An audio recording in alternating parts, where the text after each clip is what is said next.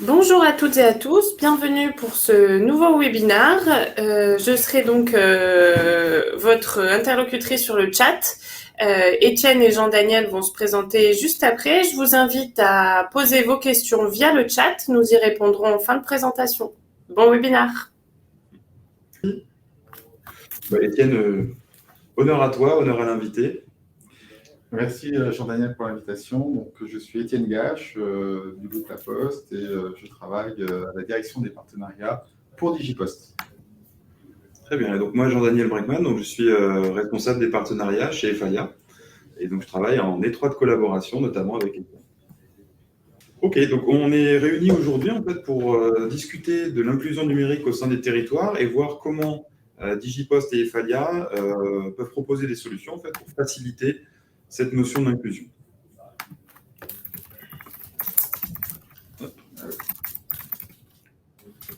Bon, on s'est présenté. Voilà. Tout va bien. Alors pour commencer le webinaire, donc un petit sondage.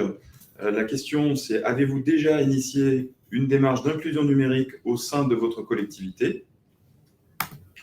Donc on rappelle peut-être... Donc question fermée, donc vous avez le choix de répondre par oui ou par non. Et si vous avez déjà initié ce type de démarche, dans le chat, vous pouvez compléter votre réponse en précisant quel type d'initiative vous avez mis en place. Voilà, donc on rappelle un petit peu le concept d'inclusion numérique. Donc l'objectif, c'est de venir en fait adresser une population qui aujourd'hui est en situation de fragilité par rapport à la digitalisation de la société, notamment au travers de la dématérialisation de toutes les démarches administratives qui s'accélèrent. Voilà, donc l'objectif, c'est comment est-ce qu'on ramène ces gens-là dans les process administratifs dématérialisés. Je ne sais pas si on a déjà des premiers résultats. Oui, ça commence, mais il y a toujours un petit temps de battement entre le moment où je publie le sondage. Donc, n'hésitez pas à répondre. Je vais laisser donc Étienne et Jean-Daniel avancer un petit peu et puis je partagerai les réponses dans le chat. Parfait, merci beaucoup.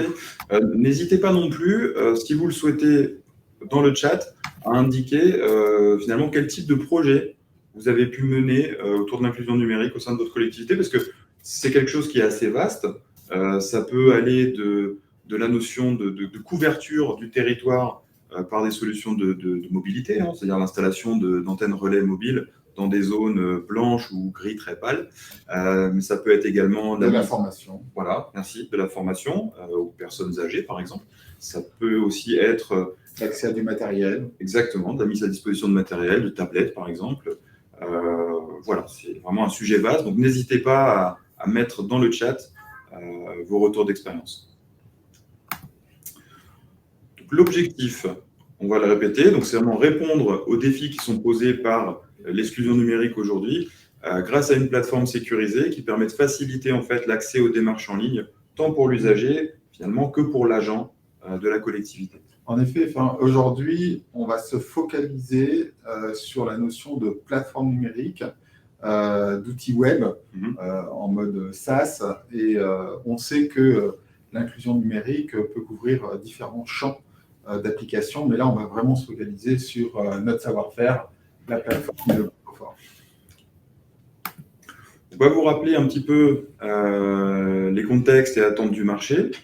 Donc aujourd'hui, pourquoi est-on en situation d'exclusion numérique?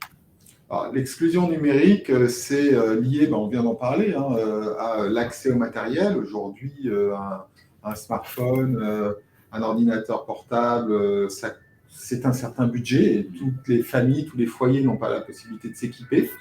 Ça peut être aussi lié à un handicap physique et à des sites qui ne sont pas équipés pour pouvoir accueillir ces personnes en situation de handicap. Je pense par exemple aux malvoyants. Tous les sites de nos collectivités ne sont pas équipés pour pouvoir accueillir ces publics.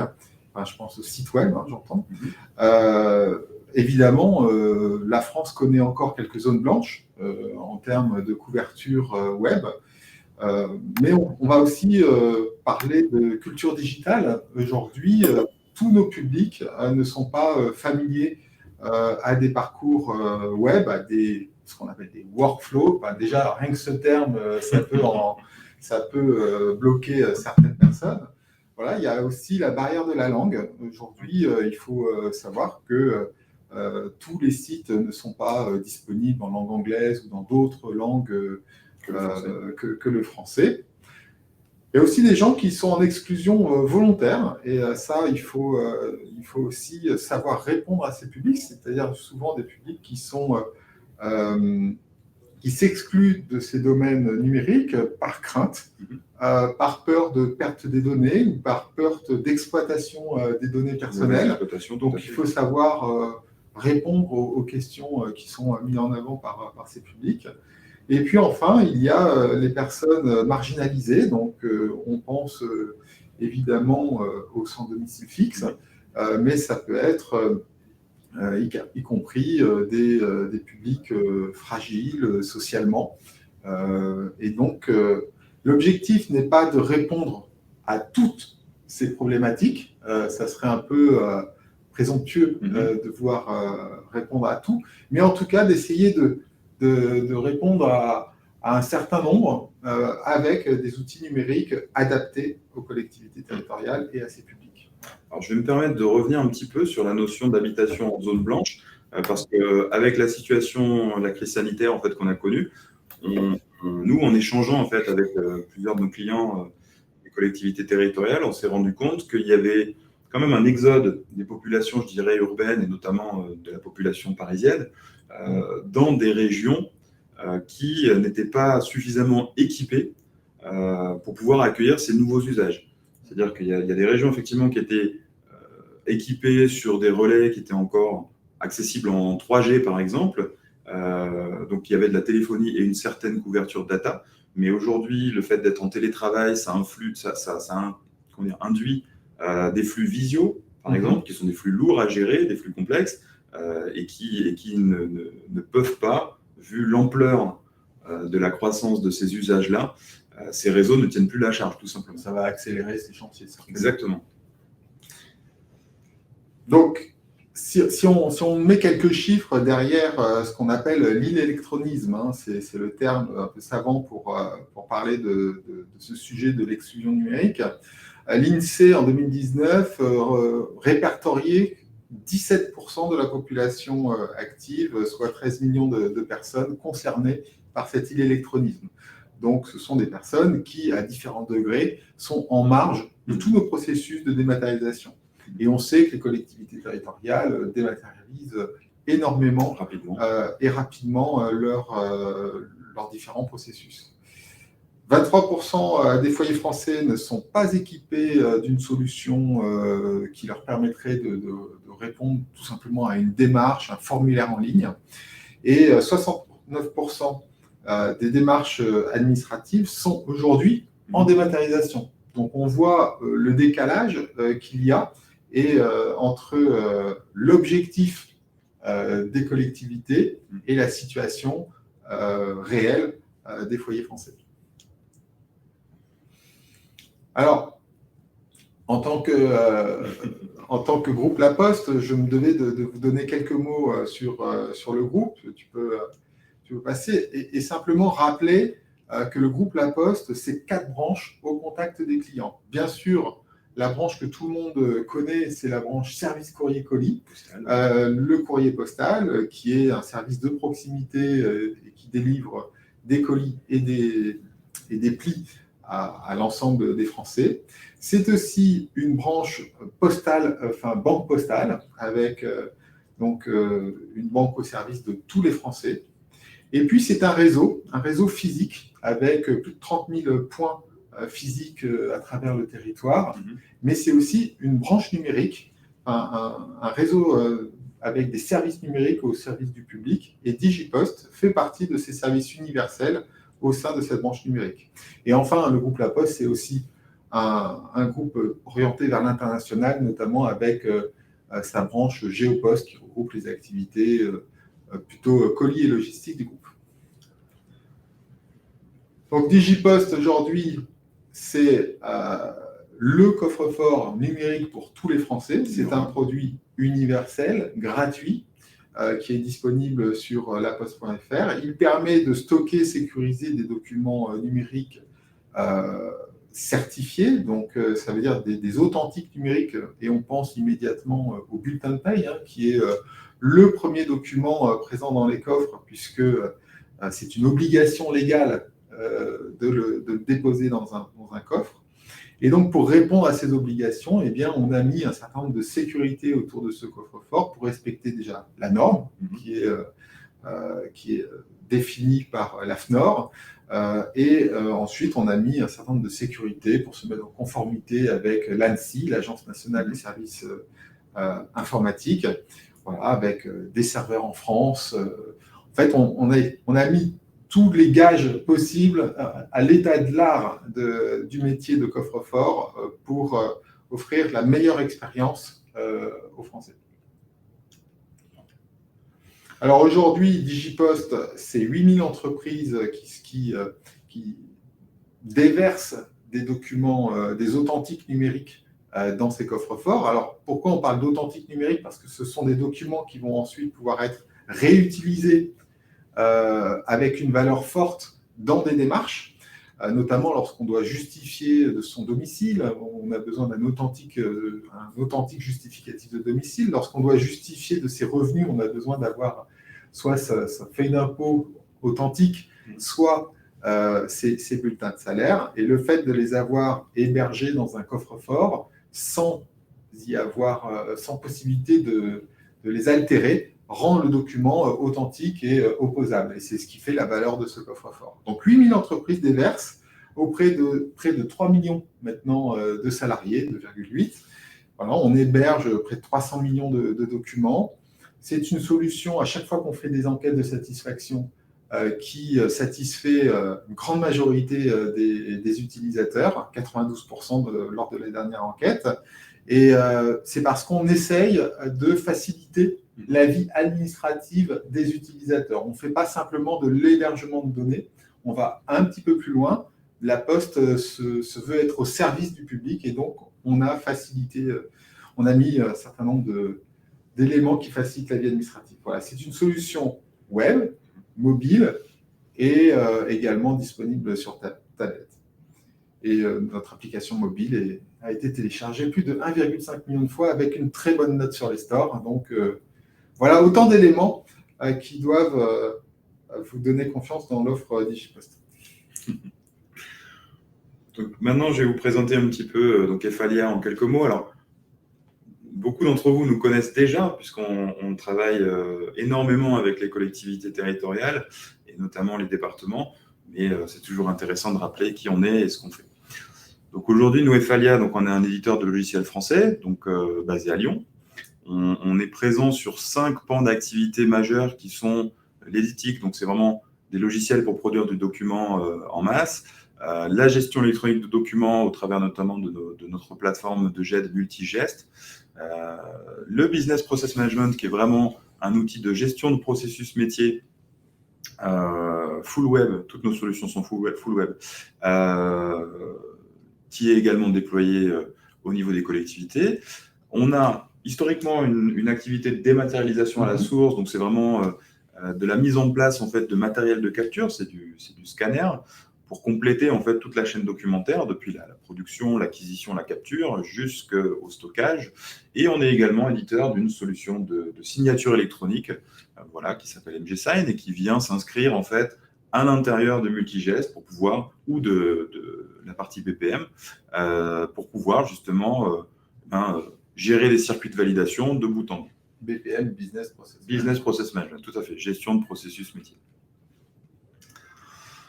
En quelques chiffres, aujourd'hui, on est un peu plus de 100, on est même un peu plus de 110 aujourd'hui, experts autour de ces problématiques. On a un parc client d'un peu plus de 2000 clients répartis entre le public et le privé, avec une clé de répartition qui est à peu près 55% de clients du public et 45% de clients du privé. On réalise donc en 2021 à peu près 10 millions d'euros de chiffre d'affaires, avec pour ambition dans les 5 ans à venir de dépasser les 25. Nos solutions aujourd'hui vraiment sur la partie Efalia France regroupent un peu plus de 100 000 utilisateurs. On parle vraiment d'utilisateurs au quotidien. On ne parle pas des usagers qu'on a derrière, puisqu'on a aussi une grosse activité sur la gestion de la relation citoyen avec notre plateforme Citizen. Je ne sais pas, par exemple, là, dernièrement, on est en train de mettre en place pour le ministère de la Justice tous les processus de dépôt de plainte en ligne. Donc, potentiellement, il y a 60 millions d'utilisateurs, enfin d'usagers. On ne le souhaite pas, mais bon. On va fêter nos 40 ans en 2022, puisqu'on est né en 1982 sous la dénomination, à l'époque, Eric Archivage, et nous étions spécialistes, en fait, du stockage, de la gestion des microfilms, microfiches. Et comme tout éditeur qui se respecte, on réinvestit une grosse partie de notre chiffre d'affaires dans la partie R&D. Alors, pourquoi le tandem Digipost et Falia, finalement? Qu'est-ce qui fait qu'on pense être des acteurs légitimes pour répondre à cette problématique d'inclusion numérique? Alors, déjà, il faut rappeler qu'on est sur des activités en forte croissance. Oui. La relation citoyen et Digipost ont des croissances à 2 chiffres et on prévoit que dans les années à venir, on va continuer à avoir cette croissance à 2 chiffres. Si on a cette croissance, c'est aussi parce qu'on investit, tu l'as rappelé, 20% de ton chiffre d'affaires est réinvesti en R&D. Et c'est la même chose pour Digipost. On investit en permanence sur des nouveaux usages, sur des nouvelles missions.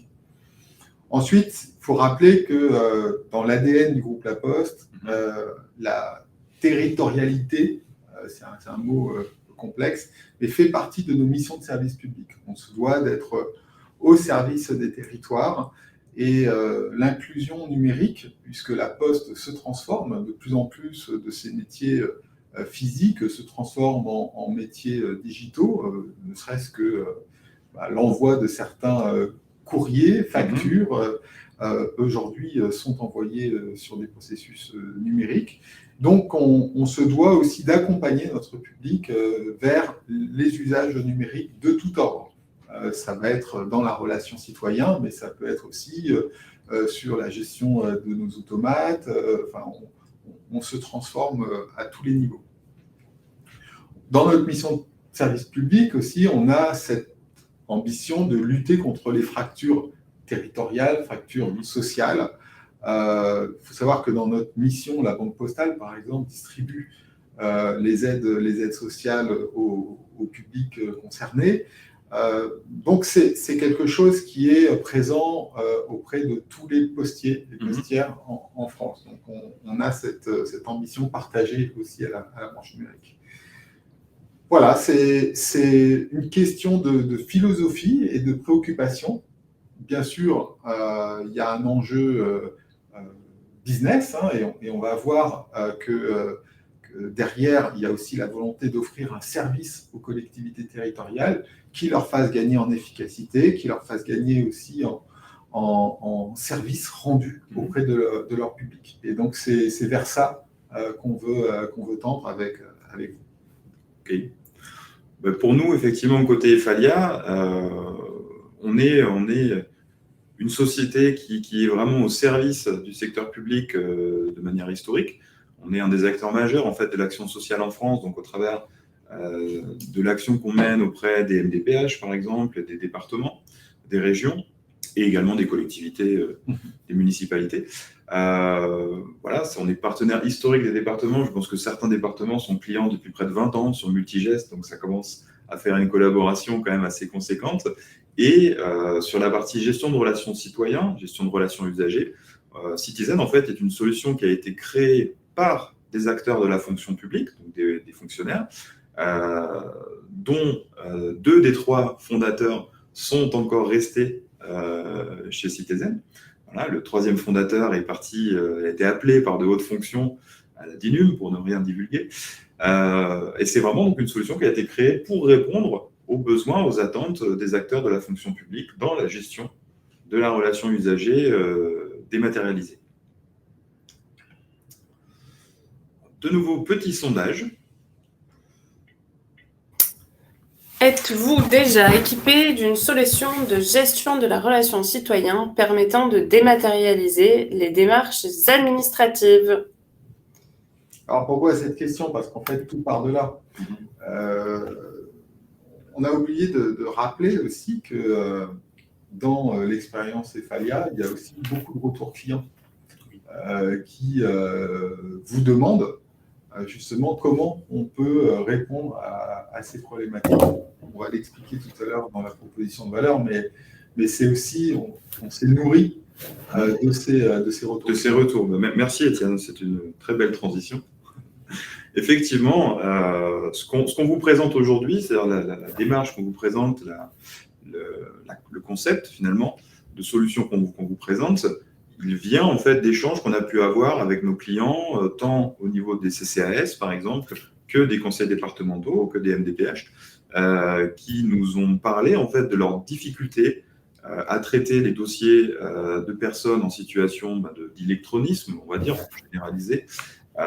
C'est-à-dire que le temps passé pour aller rechercher les informations, pour ne serait-ce que confirmer l'identité d'une personne, récupérer les pièces nécessaires à l'instruction de certains dossiers, de certaines demandes, ce temps passé était déjà important. Et également, il y avait une problématique de pérennité de cette information-là dans le temps. C'est-à-dire qu'un agent, par exemple, ayant traité une demande d'une personne, je dis n'importe quoi, mais en Île-de-France, si la personne venait à bouger dans un autre territoire et refaisait une nouvelle demande, et bien finalement, l'agent du Var ou de la Haute-Loire ou je ne sais d'où n'a pas accès aux démarches. Il va devoir produire il va devoir refaire le même effort. Donc après le sondage, là où il y a eu cette coupure, le fameux sondage. Voilà, le fameux sondage, êtes-vous équipé d'une solution de gestion de la relation citoyen? On verra peut-être par la suite si on a des résultats à ce sondage. L'idée, c'est de savoir, tout à fait. Je peux les donner même si vous voulez. Ouais, volontiers. Vas-y. Alors, donc à la question, êtes-vous équipé d'une solution de GRC? On a 83% des réponses oui et 17% projet en cours. D'accord. Donc on est déjà merci à vous parce que vous êtes exactement dans la cible que l'on souhaitait. Et donc, l'idée maintenant, c'est de vous faire partager cette proposition de valeur que l'on a pensée et construit ensemble. Et donc, je te laisse la parole pour suivre. Vas-y. Ok. Donc, vous retrouvez ici un petit synoptique, en fait. Pour vous résumer un petit peu la proposition de valeur, c'est la suivante. C'est-à-dire qu'on cherche à faciliter, en fait, l'accès à des démarches administratives dématérialisées pour l'usager. Et on cherche, dans le même temps, à faciliter le travail de l'agent, de la collectivité, et pouvoir capitaliser sur un travail donné à un instant T. D'accord ? Donc, l'idée, c'est effectivement de... Alors, je ne sais pas s'il y a un pointeur là-dessus, mais bon, excusez-moi, donc il n'en a pas. Donc, l'idée, c'est pour l'usager de pouvoir créer une demande, voilà, une démarche en ligne, depuis soit un portail usager qui serait mis à disposition par la collectivité, mais également, et ça c'est la nouveauté, depuis l'application mobile Digipost, par exemple. Puisque l'application mobile Digipost est équipée en fait d'une API démarche qui nous permet en fait de venir raccrocher ces API démarches à des démarches en ligne que nous avons déjà développées au niveau de notre solution de GRC Citizen. Donc aujourd'hui, Citizen compte, on le verra un petit peu plus tard, mais elle compte un petit peu plus d'une centaine de démarches en ligne. Et l'idée, donc du coup, c'est pour un usager de pouvoir intervenir depuis, mettons, son coffre-fort directement et faire une demande sur des démarches données. Donc on va continuer le travail en fait avec vous, avec nos clients et puis potentiellement avec des prospects qu'on pourrait avoir pour définir quelles vont être les démarches qui vous semblent les plus pertinentes en fait à venir accrocher depuis l'application Digipost dans un premier temps, et au fur et à mesure on étoffera effectivement ce catalogue de démarches. Je peux peut-être rebondir sur ces premiers éléments. Effectivement, on vise un public qui n'est pas forcément familier avec les outils digitaux et on est en train de parler de démarches en ligne, de coffre-fort. Ça peut paraître être un peu paradoxal, voire décalé. Et dans notre proposition de valeur, on a prévu également que l'agent territorial puisse être le contact de confiance du coffre-fort. Et ça, c'est une notion forte qui est présente dans le coffre, déjà pour pouvoir répondre à des problématiques tout simplement de succession. Imaginons que je suis propriétaire d'un coffre, j'ai toute ma vie administrative à l'intérieur, forcément il est verrouillé, et si je ne désigne pas une personne de confiance, je vais devoir entreprendre des démarches compliquées pour pouvoir accéder à ce coffre. Alors que si j'ai une personne de confiance qui est désignée, eh bien, mon parcours sera facilité. Ce contact de confiance, on va également l'utiliser au sein de la collectivité. Et l'idée, c'est que la personne en situation d'exclusion puisse être accompagnée une fois, au moment de l'initiation du processus, pour pouvoir renseigner les documents au sein du coffre-fort qui seront ensuite récupérés de façon automatique, de sorte que ensuite les démarches puissent être alimentées également automatiquement avec les documents présents dans le coffre. Donc c'est un effort qui va être produit une fois, contrairement à l'accompagnement qui est nécessaire tout au long des démarches et des démarches successives que la personne non digitalisée va entreprendre auprès de la collectivité. Donc la vraie nouveauté, elle est là. Elle est que l'effort d'acculturation ou de transformation va être réalisé une fois à l'aide d'outils adaptés. Et ensuite, la suite du parcours paraît un peu plus évidente. Je te laisse poursuivre. Oui, je pense que tu as extrêmement bien résumé, en fait, tout l'intérêt de la chose. Pour la collectivité, finalement, c'est de lui faciliter l'accès aux documents de la personne qui initie la demande. Et si c'est une personne qui est, je dirais, en situation d'extrême fragilité par rapport aux outils numériques dans leur ensemble, eh bien, c'est de permettre finalement à l'agent de venir alimenter le coffre de cette personne-là avec des documents administratifs, avec des attestations, avec l'identité de la personne. On a peu parlé de la partie DNC, parce qu'on ne voulait pas vraiment brouiller le discours, mais dossier numérique du site. Voilà, il est à noter donc que Citizen en fait va très très bientôt être couplé au DNC. Donc le DNC, c'est le dossier numérique du citoyen, donc qui est porté par la DINUM du ministère de l'Intérieur et qui va constituer en fait le sanctuaire institutionnel de tous les documents, je dirais, administratifs issus par les institutions gouvernementales. Donc, typiquement, tout ce qui a trait à l'identité de la personne, par exemple, va être contenu dans ce DNC. Donc, l'intérêt de Citizen également, c'est de pouvoir finalement permettre à un agent de venir piocher des documents authentiques dans du coffre Digipost, par exemple sur de la partie bulletin de paie, sur la partie contrat, voilà, et sur la partie administrative, par exemple, dans le DNC. Les documents qui sont le plus souvent demandés lors d'un parcours, c'est le justificatif de l'identité du demandeur. L'identité, aujourd'hui, La Poste répond avec une offre qui s'appelle l'identité numérique du groupe La Poste, qui est raccordée au portail France Connect. Lors de ce parcours de l'identité numérique, qui est en fait une clé numérique pour ensuite pouvoir rentrer sur différentes démarches, bien, elle peut être accompagnée, ce parcours peut être accompagné soit par un postier dans une démarche physique, soit par une personne de la collectivité en accompagnant le parcours. Et au sein de ce parcours, il y a la possibilité de scanner évidemment sa pièce d'identité. Et cette pièce d'identité, ensuite, lorsqu'elle est vérifiée dans le parcours, elle va venir se loger dans le coffre. Une fois qu'elle est logée dans le coffre, elle a une trace comme quoi elle est issue d'un parcours fiable et donc elle peut être ensuite réutilisée dans des parcours digitaux avec une preuve supplémentaire, une métadonnée supplémentaire qui va être transmise.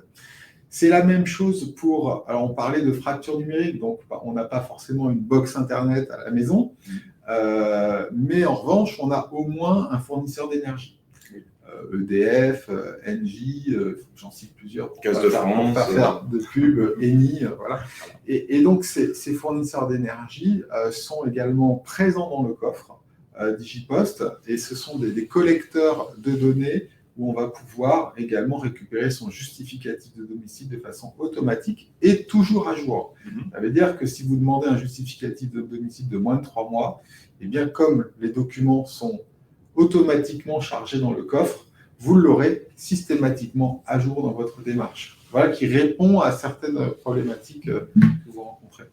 Également, des problématiques d'échange documentaire qu'on peut avoir quand on a une initialisation aujourd'hui de démarche d'un côté comme de l'autre. Parfois, il arrive que le document fourni par l'usager ne soit pas bon, ne soit pas le bon, et donc ça nécessite du coup un échange qui prend en général beaucoup de temps. Si vous avez des questions, en fait, n'hésitez vraiment pas à les poser sur le chat. On est là pour y répondre. On est, encore une fois, on vous présente aujourd'hui notre vision par rapport aux échanges qu'on a pu avoir avec certains d'entre vous, par rapport aux échanges qu'on a eus entre nous, par rapport aux échanges qu'on a eus avec la DINUM au ministère de l'Intérieur. Donc, c'est clairement, enfin, on va être très clair, c'est une offre aujourd'hui qui est en pleine construction. C'est une offre qui est toute récente, toute neuve. On aura besoin également de vous pour pouvoir finalement bien l'orienter, voilà. Voir si certaines collectivités auront peut-être des besoins un peu plus précis sur certains types de demandes que d'autres, etc. Donc, on est vraiment sur un travail de co-construction permanent.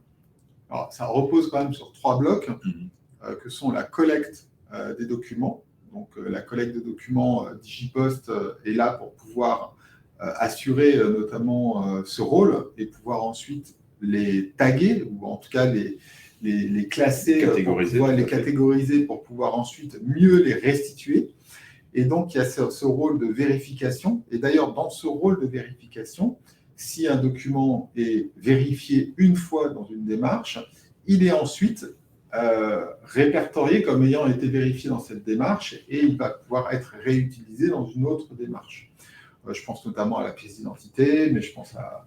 on a parlé du justificatif de domicile, on peut aussi penser au justificatif de ressources. Au bulletin de paye. Voilà, exactement. Et donc, le 3e bloc, c'est la vérification, la validation. Et donc, tu as parlé en introduction d'une API de démarche intégrée au coffre Digipost. Effectivement, cette API permet les allers-retours entre le coffre et la collectivité jusqu'à validation définitive de la démarche et ensuite son instruction dans les outils métiers de la collectivité. Aujourd'hui, on parle bien d'une solution qui est 100% personnalisable. Je vous rappelle que Citizen, aujourd'hui, propose à la fois un portail usager, qui maintenant va être complété de la partie Digipost sur l'application mobile notamment. Donc, on peut adapter effectivement toute la partie charte graphique à votre organisation, sur la partie portail Citizen. Sur l'administration, donc on est capable, grâce à Citizen, en fait, de créer des nouvelles démarches très facilement. C'est comme ça que notre catalogue de, je vous ai dit, plus de 100 démarches existantes s'enrichit en fait, chaque jour par rapport aux demandes qui nous sont faites de la part de nos clients. Et on a une très forte intégrabilité en fait avec les SI tiers, puisque Citizen dispose déjà de quasiment, en tout cas de la majorité des connecteurs vers les SI métiers qui sont présents au sein des collectivités. Alors, je ne vais pas tous les citer, mais on peut citer des gens comme Solis, Iodas, par exemple, sur la partie action sociale. On peut présenter des gens comme Exae, par exemple, sur la partie RH gestion financière. Enfin, tout ça sont des connecteurs qui sont présents, en fait, au niveau de Citizen. Ça va être une plateforme, en fait, qui sera dite prête à l'emploi. Donc, on en a parlé, on a un catalogue de téléservices qui est déjà aujourd'hui existant, disponible en un clic, c'est-à-dire que la collectivité a accès à ce catalogue de services et peut du coup déployer ses services sur sa plateforme. Et on a une plateforme qui répond donc à différents domaines de téléservices, que ce soit l'environnement, l'état civil, la famille, que ce soit de la location de matériel, par exemple, de la collectivité, etc. Également à Citizen, au-delà de cette partie front, on a toute la partie back-office qui permet l'instruction du dossier. Donc, back-office qui aujourd'hui est alimenté soit par le portail, par des demandes de portail, soit par des demandes par mail, soit par les agents directement s'ils ont une demande à réaliser par rapport à une demande d'une personne physique qui viendrait les voir. Et maintenant également, on a les demandes qui vont nous arriver depuis l'application mobile du Digipost et qui vont permettre en fait d'instruire une demande avec tous les documents directement piochés depuis le coffre de la personne qui initie cette demande, avec la possibilité, comme on l'a déjà expliqué, à l'agent, dans le cadre d'une délégation, je dirais, d'habilitation, de droit, de pouvoir agir directement dans le coffre de la personne qui fait la demande. Alors, tu fais bien de rappeler que le Digipost est un canal supplémentaire aux canaux déjà existants, notamment sur les différents sites des collectivités. C'est pas ça ne remplace pas, c'est vraiment un canal supplémentaire pour renforcer les parcours digitaux. Et faciliter encore l'initialisation de demande. Donc on en a un petit peu parlé tout au long de notre webinaire, mais aujourd'hui la solution donc Citizen et Digipost est donc une solution riche et sécurisée. On a parlé des certifications effectivement côté coffre-fort Digipost, mais côté Citizen, on a aussi des certifications, notamment la certification ANSSI, qui nous garantit en fait une haute sécurité du logiciel.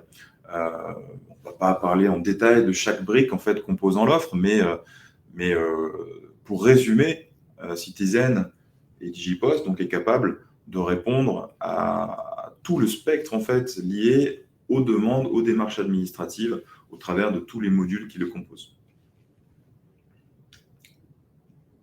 Je vais laisser du coup Étienne conclure sur les bénéfices attendus. Les bénéfices, en tout cas, que l'on vise pour la collectivité, ils apparaissent assez évidents maintenant. Le premier, c'est vraiment le gain de temps, c'est de faire en sorte que l'investissement de temps qui est consacré aux citoyens lors de sa démarche, lorsqu'il vient se présenter au guichet, puisse être ensuite capitalisé, ce temps capitalisé dans des outils numériques et notamment avec tous les bénéfices qu'apporte la relation Digipost-Citizen. Voilà, ça, c'est le premier objectif visé. Évidemment, le deuxième objectif, c'est de sécuriser les processus. On a parlé de pièces d'identité fiables, on va parler de justificatifs de domicile également avec des sources fiables, de justificatifs de revenus qui sont certifiés par nos chaînes de routage. Donc là aussi, on est dans la fiabilisation, la sécurisation de vos processus. L'innovation, évidemment, vous allez présenter à vos citoyens, à vos électeurs, des solutions innovantes, modernes, qui répondent à leurs attentes. Écologiques parce qu'on est dans la dématérialisation, donc on a moins d'empreintes carbone avec l'émission de papier, de formulaires, etc. Économique, parce qu'évidemment, le temps passé, le temps gagné va pouvoir être utilisé à d'autres fonctions, à d'autres tâches, à d'autres services.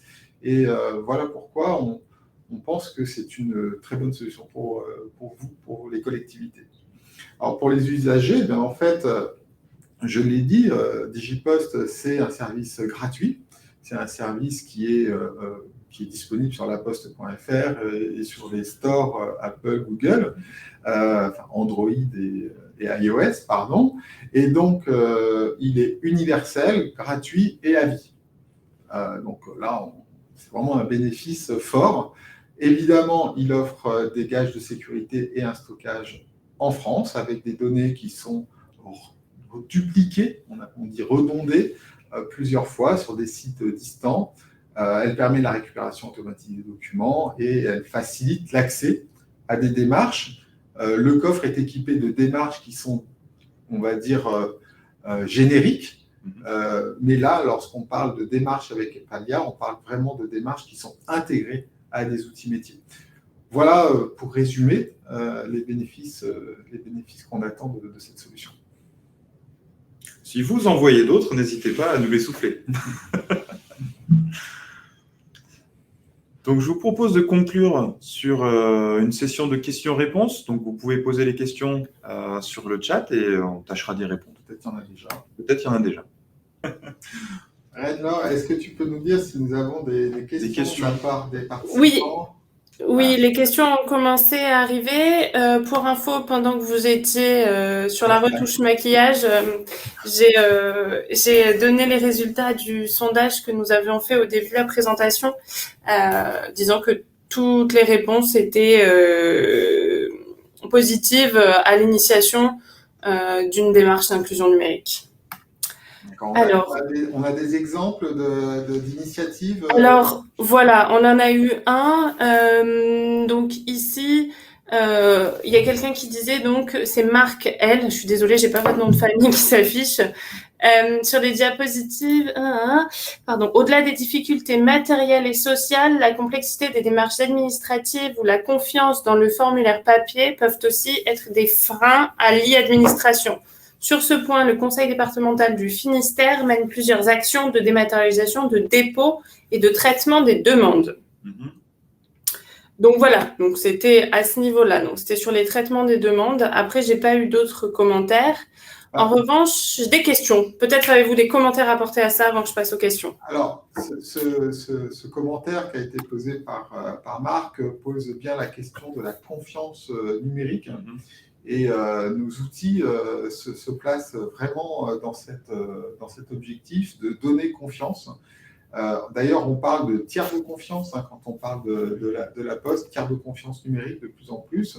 On est déjà tiers de confiance dans les échanges matériels, puisqu'on transporte le courrier avec la confiance de tous nos destinataires et expéditeurs. Mais là, on se place également dans cette notion de tiers de confiance, mais cette fois dans les usages numériques, et on développe tous nos outils avec cet objectif. Mais c'est effectivement le premier objectif à atteindre pour transformer les usages matériels en digital. Je pense qu'il y a effectivement quelque chose de très intéressant dans ce que tu dis, c'est qu'aujourd'hui, le citoyen a confiance en son postier. Le postier, c'est quand même, je dirais, la pierre angulaire finalement de poste. C'est la personne qu'on voit tous les jours au quotidien. C'est la personne qui vient, notamment chez des personnes âgées, pour vérifier si tout va bien. C'est quelqu'un avec qui on échange. C'est vraiment un lien social fort dans la société. Ça peut être également un vecteur pour des personnes qui sont en difficulté par rapport à l'usage d'outils numériques. Pour venir leur expliquer à la maison comment ça fonctionne, comment est-ce qu'on peut venir faire une démarche directement depuis son coffre, ouvrir un coffre-fort. Enfin, voilà, c'est quelque chose qui est extrêmement riche, extrêmement intéressant et qui nous offre beaucoup de possibilités en fait autour de cette notion d'inclusion. Alors, ce n'est pas encore dans l'usage des facteurs, mais ils sont utilisateurs eux-mêmes de la fonction DigiPost pour leur fiche de paye, par exemple. Tout à fait.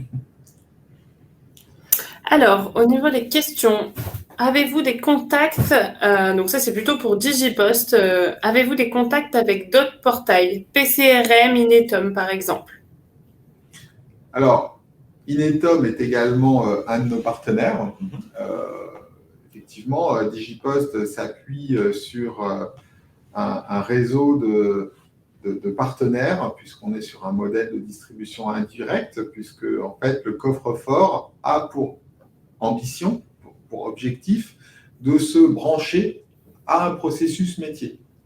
Le processus métier que l'on a aujourd'hui avec Inetom est essentiellement tourné sur la dématérialisation RH, et on travaille avec eux sur la dématérialisation notamment des collectivités territoriales.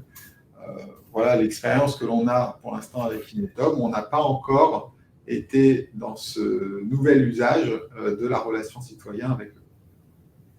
J'espère avoir répondu à la question. Très bien, très bien. D'ailleurs, GFI Inetom est également un de nos partenaires historiques.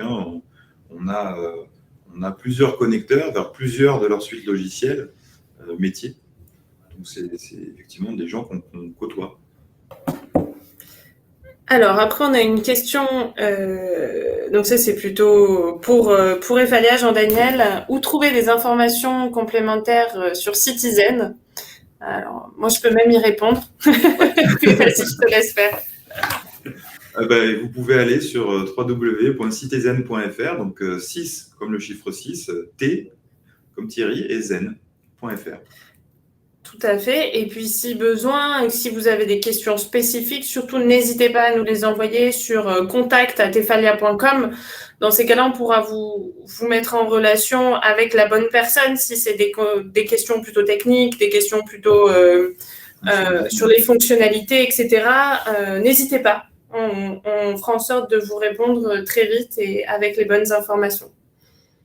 On peut même vous faire des jolis démos. On sait le faire.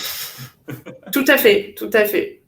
Et nous avons de nombreux replays de webinaires disponibles sur notre site sur différentes utilisations de Citizen. Alors, nous n'avons plus de questions. Ah, j'étais trop rapide. Ah si, c'est bon, pardon. Donc, nous n'avons plus de questions. Je vous remercie, Étienne et Jean-Daniel. Et puis, merci à toutes et à tous d'avoir participé. Si vous avez d'autres questions, n'hésitez pas à nous contacter directement. Merci à vous. Merci. Alors, non, ça ne marche plus. Désolé. Désolé. On essayait de passer au slide suivant, le dernier slide, mais ça ne fonctionne plus.